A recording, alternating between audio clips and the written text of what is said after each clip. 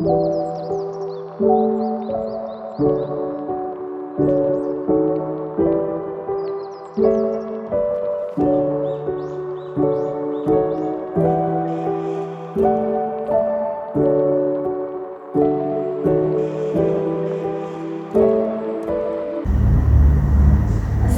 warahmatullahi wabarakatuh. Perkenalkan, saya Elisa Muda. Saya Krisna Fidari. Saya Muhammad Nurul Putra.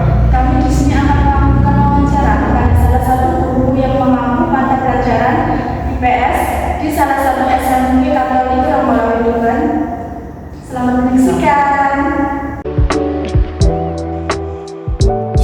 Selamat siang Ibu. Maaf mengganggu waktunya Ibu ya. Di sini kami mahasiswa dari Uniro ingin mewawancara Ibu sebagai salah satu guru yang ada di sini. Kami membawa beberapa pertanyaan. Nanti Ibu bisa jawab dan silakan Ibu memperkenalkan diri dulu sebelumnya. Terima kasih sebelumnya. Perkenalkan, nama saya Maria Yuni, biasa dipanggil Bu Yuni. Saya di sini di SMP Katolik Ramalawedungan mengampu mata pelajaran IPS kelas 7, kelas 8, dan kelas 9.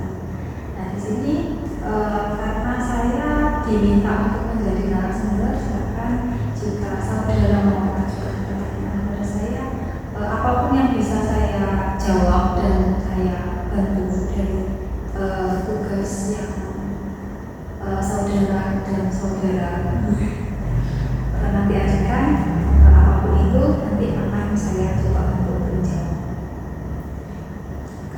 Langsung saja Ibu, untuk pertanyaan pertama, apakah ada siswa yang mengalami kesulitan belajar di dalam kelas 7? Ini jenjangnya kelas 7 aja ya? Ya. Ya, kalau di jenjang kelas 7 karena mereka itu istilahnya kayak kelasnya itu kelas baru ya, maksudnya yang dari dulu ada di jenjang SD terus masuk SMP. Nah, kalau kesulitan belajar itu pasti ada, bukan hanya kelas 7 ya, kelas yang lainnya pun juga yang namanya kesulitan belajar juga pasti ada. Nah, kalau di kelas 7 sendiri sebelumnya indikator dari kesulitan belajar sendiri itu kan ada landasan belajar yang misalnya kurang kuat, kemudian misal pembelajarannya juga kurang kondusif, kemudian perancangan pengajaran dari Bapak Ibu guru yang nantinya akan menyampaikan itu juga kurang persiapan dalam materi pembelajaran yang ingin disampaikan. Nah, seperti itu. Kalau di kelas kami itu, terutama di kelas 7, yang lebih dominan, maksudnya yang biasa kita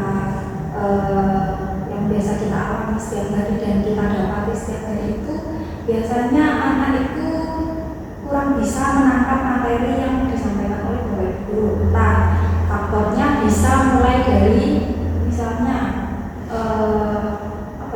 biasanya itu kan kadang ada anak yang pikirannya anaknya itu di sini tapi pikirannya itu entah kemana.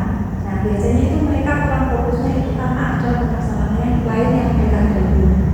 Kemudian yang kedua itu misalnya IQ atau penalarannya itu kurang, maksudnya mereka dalam menanggapi suatu persoalan terus mencerna kalimat yang disampaikan oleh Bapak Ibu itu mereka kurangnya di situ.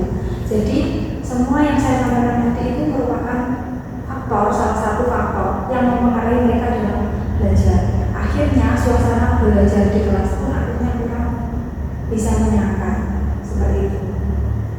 Lalu bagaimana cara Ibu untuk mengatasi permasalahan tersebut? Biasanya kalau saya di pembelajaran IPS, cara mengatasi permasalahan tersebut, saya itu biasanya menggunakan metode pembelajaran yang ya dalam tanda kutip menyenangkan ya. Contoh, misalnya pembelajaran IPS bisa digunakan untuk, contohnya kita belajar sambil main game.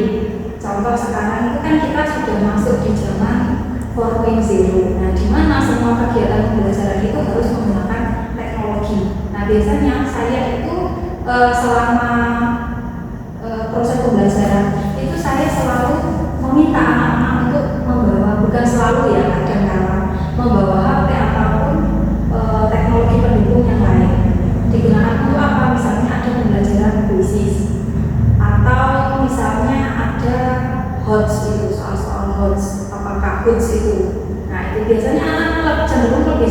belajar seperti itu. Maksudnya dia itu bukan hanya belajar yang cuma apa ya istilahnya mentetangi apa itu buku terus lihat ke depan, karena sekarang itu kan metode ceramah itu juga sudah tidak digunakan. Maksudnya sudah kalau di kurikulum Merdeka itu semua itu sudah bukan dihapus, tapi perlahan-lahan kita menggantinya dengan metode belajar secara berkelompok.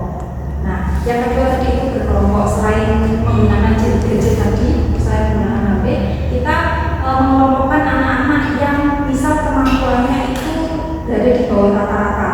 Nah, anak yang berada di bawah rata-rata tersebut kita kumpulkan jadi satu.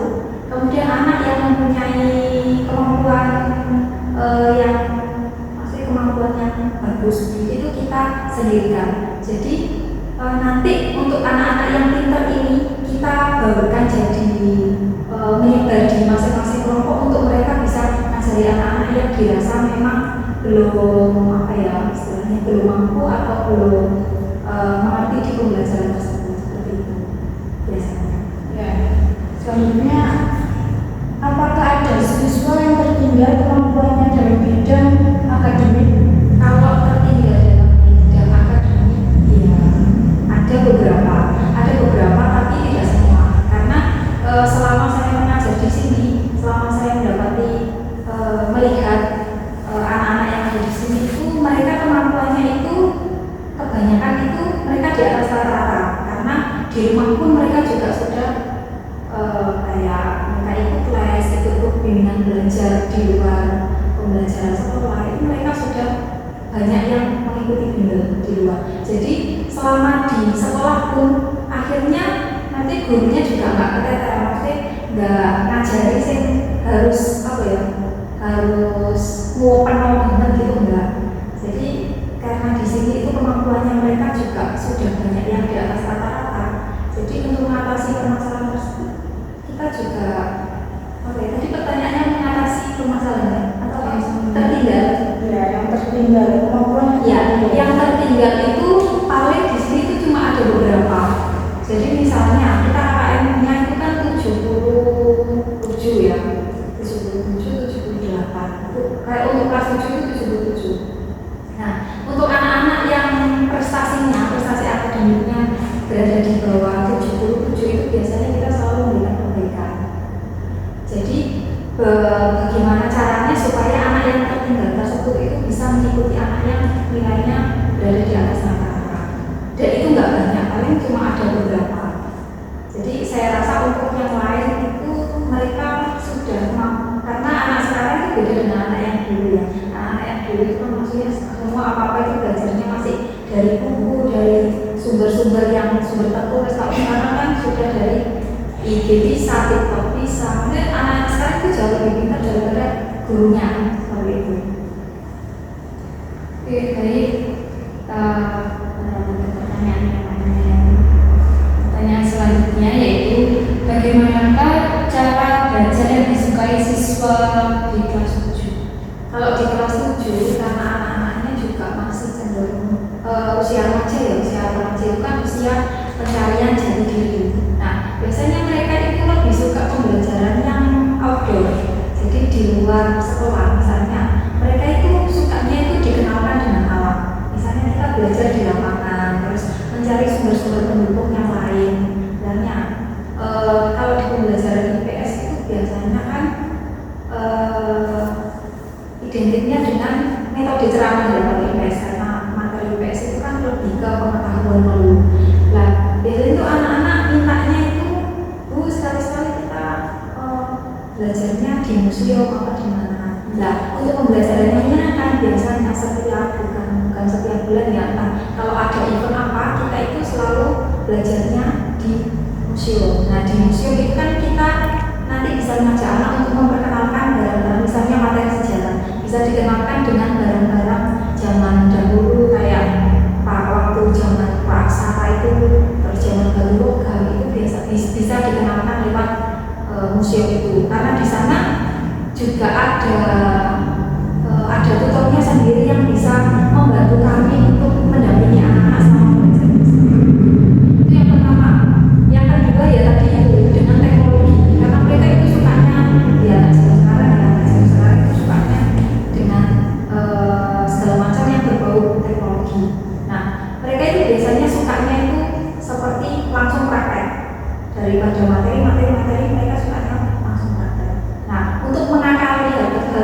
supaya mereka juga bisa merasakan kesenangan dalam mereka belajar. Kita berusaha pelan-pelan merancang metode yang mereka inginkan. Seperti biasanya itu kita belajar menggunakan metode yang itu juga maksudnya sambil bermain. Misalnya kita menyiapkan pertanyaan yang nanti akan dilempar ke anak-anak yang lain dan secara bergantian. Itu biasanya kita lakukan. Apa itu namanya?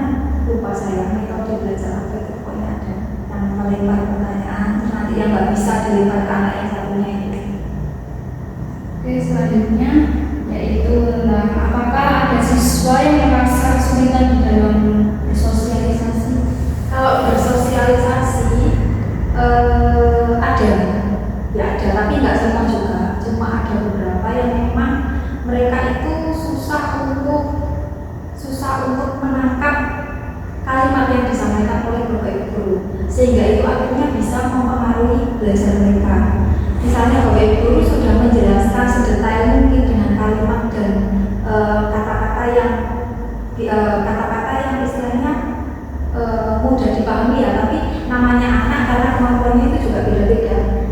Ada anak yang cenderung istilahnya kayak mereka itu kalau ada guru menjelaskan itu mereka fokus, mereka melihat, tapi setelah ditanya itu mereka ada yang cenderung tadi itu misalnya saya tadi itu dulu jelaskan apa, saya masih nggak paham, mau bisa dijelaskan kembali. Ada anak yang seperti itu. Kemudian dalam bersosialisasi itu sendiri saya contohkan waktu ulangan ya. Waktu ulangan itu biasanya kan kalau mata pelajaran IPS itu lebih ke literasi, lebih banyak literasinya. Nah, mereka kalau disuruh menalar terus merangkai kalimat itu mereka susah. Jadi mungkin itu ya salah satu yang mempengaruhi mereka dalam hal bersosialisasi itu sendiri. Kemudian selanjutnya itu presentasi. Kalau presentasi itu kan ya kita harus banyak komunikasi, banyak sosialisasi. Nah itu juga ada beberapa anak yang kurang bisa,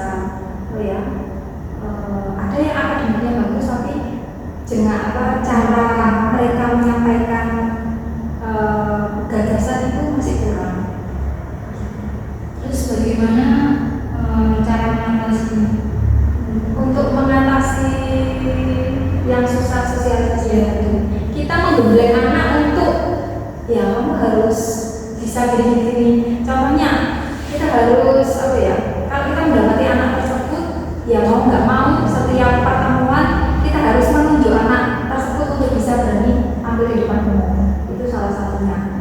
Ya, melatih keberaniannya juga, melatih mentalnya juga. Terus selain itu biasanya juga ya yang saya sampaikan itu juga belajar secara berkelompok. Kalau berkelompok itu kan pasti kita butuh yang namanya sosialisasi. Nah dari situlah nantinya mereka akan terbiasa, lama-lama pasti akan terbiasa dan lama-lama juga pasti akan berani untuk bersosialisasi. Mungkin ibu Cukup ada lagi. Barangkali ada yang mau ditanyakan. Silakan. Sudah Ibu.